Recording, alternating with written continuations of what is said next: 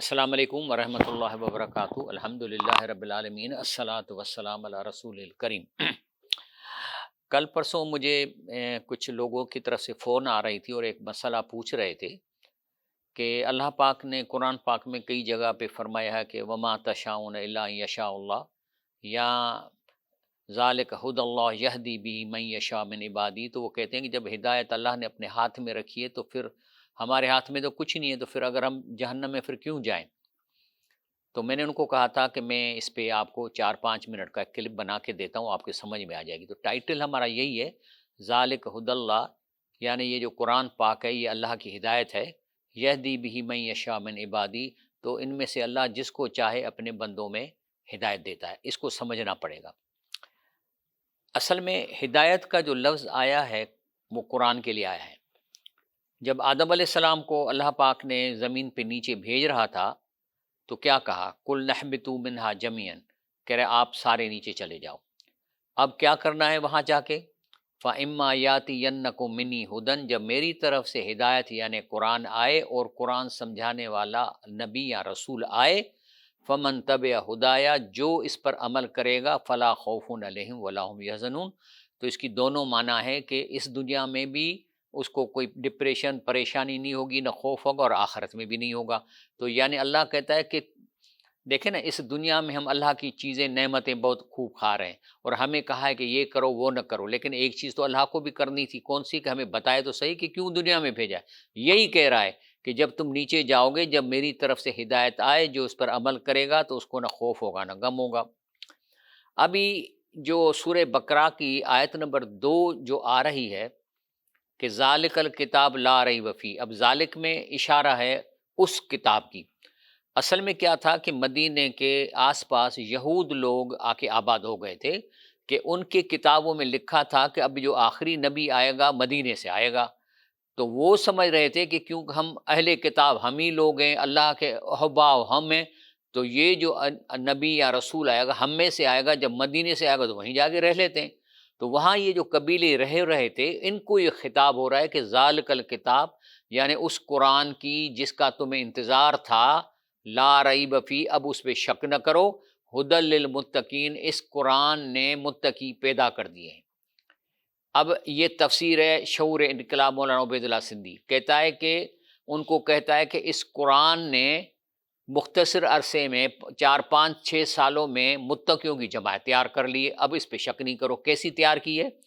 وہ کون متقی ہیں؟ یہ جو جماعت ہجرت کر کے مدینے آئی، اور ایک جماعت جو مدینے میں بن چکی، یعنی 2 کلاسز نکل چکے تھے متقیوں کے۔ تو کہتے ہیں اب اس میں شک نہیں کرو، اس قرآن نے متقی پیدا کر دیے، اور ان کی خصوصیات کیا ہیں؟ الذین یؤمنون بالغیب، جا کے دیکھ لو، وہ غیب پہ یقین رکھتے ہیں، اللہ کو دیکھا بھی نہیں ہے، اور پھر اللہ کے رسول کو سچا رسول مان کر اس پر ایمان لے آئے۔ وَيُقِيمُونَ الصَّلَاةَ، نماز بھی قائم کر رہے ہیں، وَمِمَّا رَزَقْنَاهُمْ يُنْفِقُونَ، اور جا کے دیکھو کہ اپنے خرچہ بھی کر رہے ہیں، اللہ کے راستے میں دے رہے ہیں۔ وَالَّذِينَ يُؤْمِنُونَ بِمَا أُنزِلَ إِلَيْكَ، بلکہ یہ جو جماعت تیار قرآن نے کی ہے، اے یہودیوں عیسائیوں، یہ تو تمہارے قرآنوں کو بھی مانتے ہیں، بائبل کو بھی مانتے ہیں، زبور کو بھی مانتے ہیں، وَمَا أُنزِلَ مِن قَبْلِكَ، اور آپ سے بھی جو پہلے کتاب ہیں ان کو بھی مانتے ہیں، وَبِالْآخِرَةِ هُمْ يُوقِنُونَ، اور یہ جو جماعت بنی ہے یہ ایسی بنی ہے کہ آخرت پر تو ان کو 100% یقین ہو گیا ہے۔ تو اللہ کہتا ہے کہ اس قرآن نے یہ جماعتیں پیدا کی ہیں، اولئک علی ھدی من ربہم، اب اس کو اللہ سرٹیفکیٹ دے رہا ہے کہ یہ جماعتیں جو بنی ہیں یہ اللہ کی طرف سے ہدایت پر ہیں، واولئک هم المفلحون، اور یہ فلاح پائیں گے۔ اس لیے ذالک الکتاب، یہی جس قرآن کا تمہیں انتظار تھا، لا ریب فیہ، اب اس پہ شک نہیں کرو، کہ اس قرآن نے متقین پیدا کر دیے ہیں، تو اب تم اس پہ شک نہیں کرو، اس پہ یقین کرو۔ اللہ تعالیٰ فرمایا تھا ان ھذا القرآن یہدی للتی ہی اقوم، یعنی یہ قرآن شریف بے شک اس راستے کی طرف رہنمائی کرتا ہے جو سب سے زیادہ سیدھا ہے۔ وَيُبَشِّرُ الْمُؤْمِنِينَ الَّذِينَ يَعْمَلُونَ الصَّالِحَاتِ، اور مومنوں کو خوشخبری سناتا ہے جو نیک اعمال کرتے ہیں کہ بے شک ان کے لیے بڑا اجر ہے۔ اس کا مطلب ہے کہ یہ کتاب اللہ کی ہدایت ہے، لیکن ہدایت اللہ نے اپنے ہاتھ میں رکھی ہے۔ کیوں ہاتھ میں رکھی ہے؟ کیونکہ اگر کسی انسان میں کچھ ایسی چیزیں پیدا ہو جائیں تو اللہ ہدایت دے گا۔ مثلاً قرآن شریف میں آتا ہے واللہ لا یہدی القوم الظالمین، اللہ ظالم لوگوں کو ہدایت نہیں کرے گا، جب تک ظلم نہیں چھوڑیں گے اللہ نہیں دے گا۔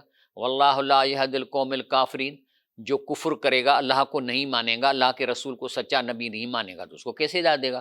ان اللہ یہدی من هو کاذب کفار، ایک آدمی جھوٹ بولتا ہے، کفر کرتا ہے، اللہ اس کو ہدایت نہیں دے گا۔ واللہ لا یہدی القوم الفاسقین، جو فسق فجور میں زندگی گزارتے ہیں جب تک وہ نہیں چھوڑیں گے اللہ ہدایت نہیں دے گا۔ ان اللہ لا یہدی من هو مسرف الکذاب، جو اسراف کرتا ہے اور جو جھوٹ بولتا ہے اللہ اس کو ہدایت نہیں دے گا۔ ان اللہ لا یہدی الکید الخائنین، اللہ پاک خائنین یعنی دھوکہ دینے والوں کے کو کبھی ہدایت نہیں دے گا، جو لوگوں کو دھوکہ دیتے ہیں۔ فإن اللہ لا یہدی من یضل وما لهم من ناصرین، اور اللہ اس کو بھی ہدایت دے گا جس کو گمراہ کیا گیا ہے اور اس کو کوئی مدد نہیں کرے گا۔ تو اس کا مطلب ہے کہ یہ شرائط ہیں اللہ کی ہدایت دینے کے، جب یہ شرائط پوری نہیں ہوں گے تو اللہ کیسے ہدایت دے گا؟ یہی ہے بات کہ اللہ نہیں کرتا۔ اس لیے اللہ تعالیٰ کیا فرماتا ہے؟ وَمَن يُشَاقِقِ الرَّسُولَ مِن بَعْدِ مَا تَبَيَّنَ لَهُ الْهُدَىٰ، جب قرآن مل گیا، آپ کے پاس قرآن آ گیا، اس کے باوجود بھی آپ اللہ کے رسول کی سنت کی مخالفت کریں گے، اس کے کہنے کی مخالفت کریں، وَيَتَّبِعْ غَيْرَ سَبِيلِ الْمُؤْمِنِينَ، اور آپ وہ راستہ اختیار کرو گے جو سنت کے مطابق نہیں ہے، اللہ کی شریعت کے مطابق نہیں ہے، نُوَلِّهِ مَا تَوَلَّىٰ، تو پھر وہ جس طرح منہ پھیریں گے، انگریزوں کی طرح منہ پھیریں گے، کفار کی طرح منہ پھولیں گے، تو ہم بھی اس کو اسی طرح منہ پھیر دیں گے۔ اللہ کہتا ہے پھر میں اسی طرف تمہیں چھوڑ دوں گا، وَنُصْلِي جہنم، نتیجے میں وہ پہنچایا جائے گا جہنم میں، سات مسیرہ۔ ابھی رسول اللہ صلی اللہ علیہ وسلم کے زمانے میں جو صحابہ تھے، ان میں سے کئی ایسے صحابہ تھے جو اللہ ان کو کہتا ہے کہ وَمِمَّنْ حَوْلَكُم مِّنَ الْأَعْرَابِ مُنَافِقُونَ، آپ کے عرب میں جو جاہل لوگ ہیں یا جو آپ کے ارد گرد لوگ ہیں منافق ہیں، من اہل المدینے کے اندر منافق ہیں، آپ کو سامنے کہتے ہیں اللہ کے رسول ہو لیکن اصل میں منافق ہیں، مردو علی النفاق، وہ نفاق پہ بھاگے جا رہے ہیں۔ لا تعلم، رسول اللہ صلی اللہ علیہ وسلم کیونکہ آپ کے پاس کسی کے دل کا بھید جاننے کا آپ کے پاس اختیار نہیں ہے، تو لا تعلم، آپ ان کو نہیں جانتے، نحن نعلم، اللہ کہتا ہے میں ان کو جانتا ہوں۔ تو اس کا مطلب ہے کہ آپ صلی اللہ علیہ وسلم کو اللہ کہہ رہا ہے کہ آپ کسی کے دلوں کے بھید نہیں جانتے لیکن میں جانتا ہوں۔ لیکن پھر جب ایسے لوگوں کے بارے میں جن کو اللہ جانتا ہے، جن کے دل میں نفاق ہے، آپ نہیں جانتے، تو استغفر لہم او لا تستغفر لہم، اگر آپ ان کے لیے استغفار کرو یا نہ کرو، ان تستغفر لہم 70 مرہ، 70 دفعہ بھی ان کے لیے استغفار کرو گے، فلن یغفر اللہ لہم، اللہ نہیں کرے گا، کیونکہ ان کے اوپر حجاب پڑا ہوا ہے، ظلم کی وجہ سے، نفاق کی وجہ سے اللہ ان کو ہدایت نہیں دے گا۔ اسی لیے اللہ کے رسول صلی اللہ علیہ وسلم کو اللہ فرماتے ہیں، میرے پیارے نبی کریم صلی اللہ علیہ وسلم، انک لا تہدی من احببت، آپ بے شک جس کے لیے چاہو ہدایت نہیں دے سکتے، ولکن اللہ یہدی من یشاء، بس جس کو اللہ چاہے ہدایت دے گا، وہ عالم بالمہتدین، اور ہدایت والوں کو اچھی طرح جانتا ہے۔ تو یہی سبب ہے کہ اللہ تعالیٰ نے ہدایت اپنے ہاتھ میں رکھی ہے، کیونکہ اللہ دلوں کو جانتا ہے، ان کے اعمالوں کو جانتا ہے، اللہ کے سوا کوئی نہیں جانتا۔ تو اپنے رسول اللہ کو کہتا ہے کہ جس کو آپ صلی اللہ علیہ وسلم کو کہ آپ جس کے لیے ہدایت چاہو گے، چاہتے ہو کہ ہدایت ملے، نہیں ملے گی، میرے ہاتھ میں وہ ہدایت ہے، یہ ہے۔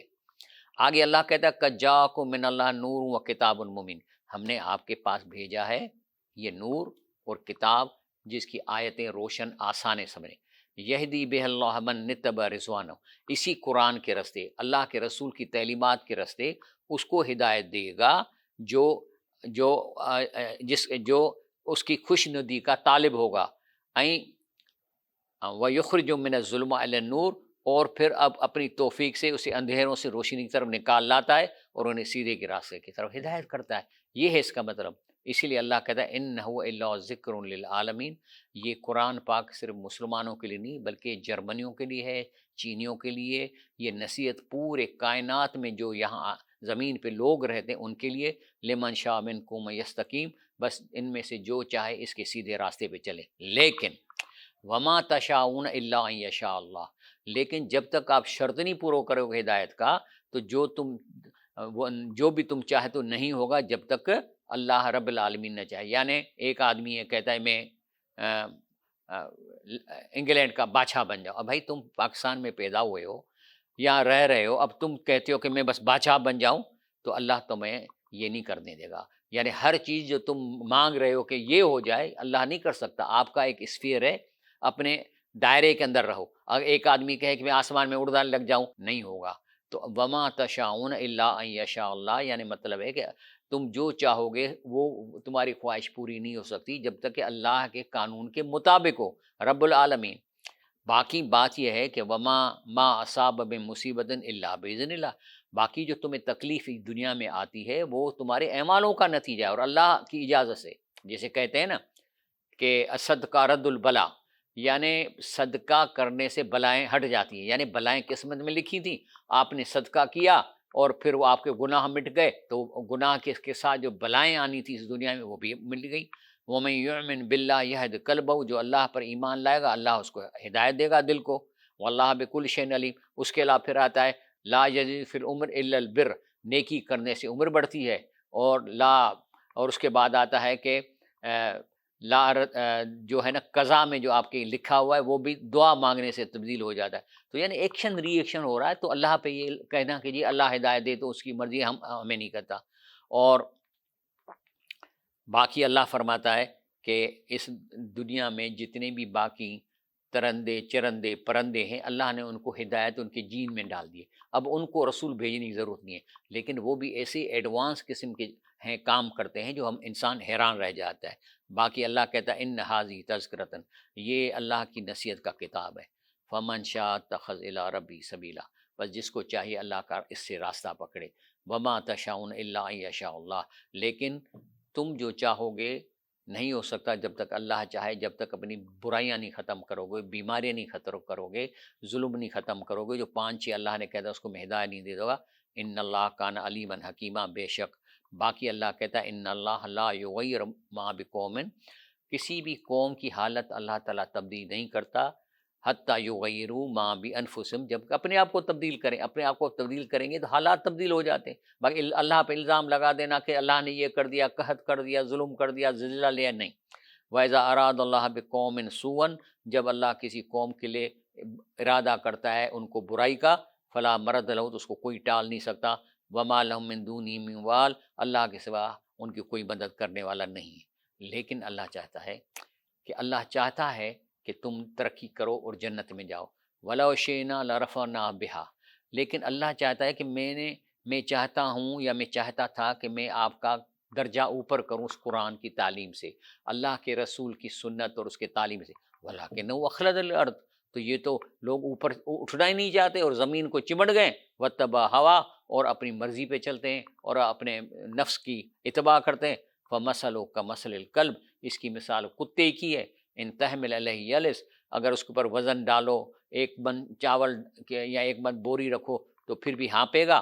وہ تترک یلس، اگر بیٹھ کے سستائے گا پھر بھی جو ہے نا پریشان ہوگا. تو اللہ کے ہدایت کے سوا اور اللہ تمہارا درجہ بلند کرے، اگر اس کو چھوڑ دو گے تو دنیا میں پریشانی رہو گے.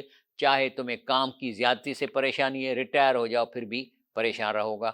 تو اللہ آخر میں بتاتا ہوں ذالک مثل القوم الذین کذبوا بآیاتنا، جو اللہ کے قرآن کو آیتوں کو نہیں مانتے یا اس پر عمل نہیں کرتے یا اس کو نہیں سمجھتے، تو یہ ان کی مثال ان لوگوں کی ہے. فقصص القصص، آپ ان کو یہ قصے سنائیں، قرآن سنائیں، لعلہم یتفکرون، تو کاش یہ سوچیں. جزاک اللہ.